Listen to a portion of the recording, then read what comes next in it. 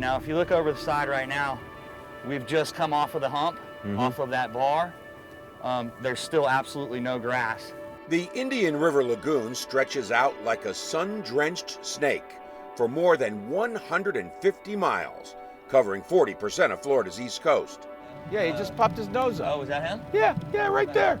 Here, He just popped his nose up right there in front of us. Look at A him. mother manatee and her baby pop up to check us out. Yeah, loaded with pelicans. They're just everywhere. They like it here. We got pelicans, you got a bunch of cormorant. You also see some ibis back there. On a nearby island, birds huddle in the branches of the mangrove trees. The sun setting in the west signals it's time for the birds to settle in. But the lagoon's outward beauty tells only part of the story. My daughter, who's 8, probably can't remember a real seagrass bed in some of these areas that there should be acres and acres of it. Alex Goritsky is a fishing guide. He's lived on these waters all his life. What he sees out here now is far different from when he was a boy. Where we lost in the Banana River, which is the part of the lagoon we're in at this moment in time, up to 85 and 90% of the seagrass coverage. Gone. In months. Gone. Disappeared. Dead, floated up on the shoreline, stinking to rot. Not to return in many of the places even to this day. Much of the lagoon's once lush bottom is now just sand. Fish are vanishing, and as they go, the birds that feed on them will move on too. And these guys need fish to live. These are all fish-feeding birds. Every one of these birds feeds on what this lagoon provides. And lack of grass, lack of fish affects every animal. Goritsky sees this once flourishing ecosystem now on life support. He's not alone. Brian, would you say the Indian River Lagoon is dying? I would. Yeah, I would say on a scale of 1 to 10, a 10. Brian LaPointe is a research scientist at Florida Atlantic University's Harbor Branch Oceanographic Institute. Yeah, no, this has been described as a train wreck, the Indian River Lagoon. Okay, let's go. Let's do this. Out on the water, LaPointe and fellow researcher Lauren Herron look for the signs of what ails the lagoon. You may recognize this. You see it sometimes around boat ramps. Yeah. Oh, yeah. Yeah. It doesn't take long to spot green algae covering rocks and seawalls. So when you see the green algae, what is that a warning sign of? Yeah, the green algae is an indicator of a higher level of nutrient pollution. The lagoon is, LaPointe says, being attacked on all fronts. The population has exploded. Homes, one after another, line the shore and canals. With them comes pesticide and fertilizer runoff. And more than 100,000 homes sitting in the watershed that drains into the lagoon are not on sewer systems, but on septic tanks. No one knows how many are leaching waste into the groundwater. These are all septic tanks. This is all septic tanks here. Yeah. All of these ingredients, LaPointe says, contribute to pouring damaging nitrogen and phosphorus into the estuary, slowly killing them. So it's really the human condition. It's who wouldn't want to live in this place that's caused the problem. Yes. Yeah. The environment has attracted the people here. Who would not want to live here on the Indian River Lagoon? Periodically, LaPointe and Herron put on their fins and masks to check for changes, good or bad, beneath the surface. What they have found over the years is usually not good. More and more sand and seagrass-killing algae, fueled by the nitrogen and phosphorus. Oh yeah, look at this. And the seagrass that's on the bottom is just covered in this stuff. Yes, yes. Back in the Harbor Branch laboratory, researchers study the algae and seaweed and grasses LaPointe and Herron bring in. The measurements they've taken tell them nitrogen from sewage is the principal source of contamination in the lagoon. Bottom line, there's places in the lagoon you won't get in the water. No, no. Unless I had a dry suit for protection. That bad. That bad, absolutely. I've had colleagues who have gotten very nasty bacterial infections and almost lost their lives. If I'm somebody out there watching this, why should I care about the Indian Yeah. River Lagoon? Well, comes down to dollars and cents. Studies have been done that show that the Indian River Lagoon adds about $3.7 billion annually to the regional economy.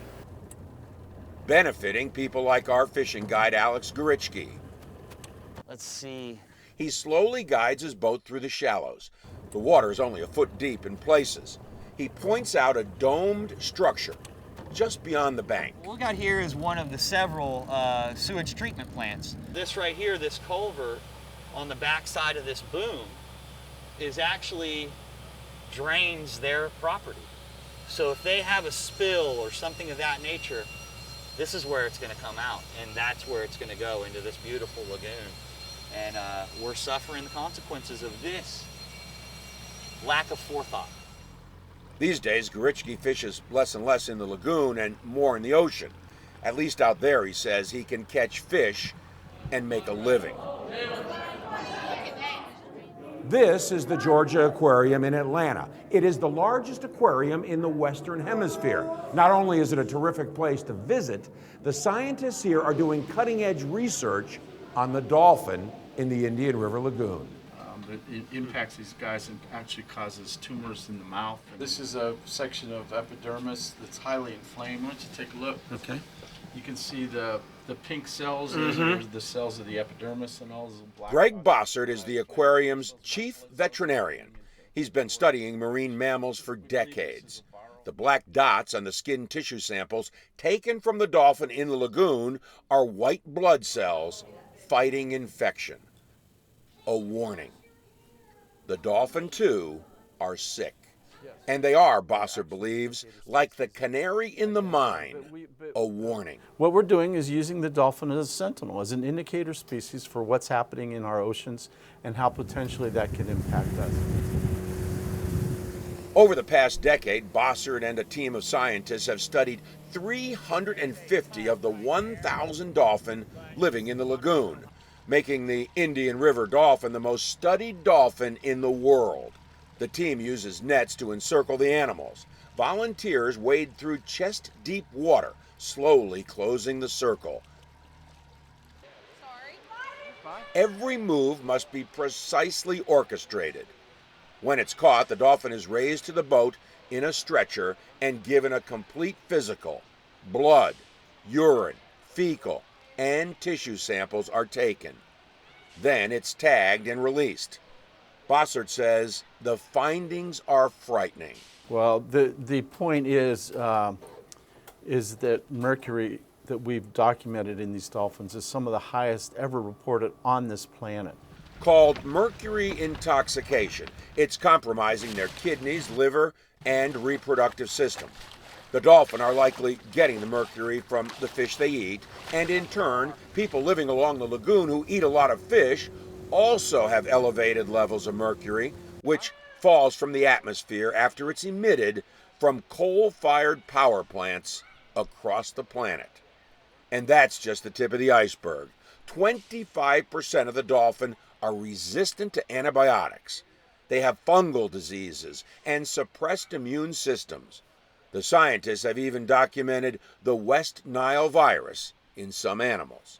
Do you see what's happening with the Indian River Lagoon dolphin as a microcosm of what may be happening worldwide in the oceans? My concern is I think this is, while we're looking at the Indian River, we have a good database, I think this is happening in a global fashion. This isn't just the Indian River. This is just a reflection of what's happening on this planet.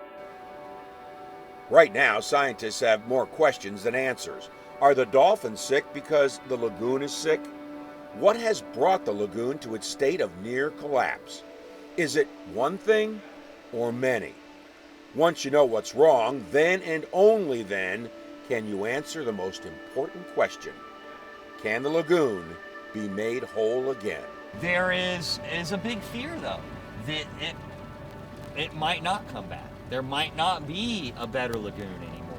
There might not be this was what it was like in the old days ever again. And that's a scary prospect.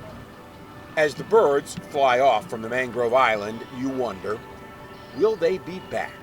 Or do they sense what Alex Gorichki does, that it may simply be too late.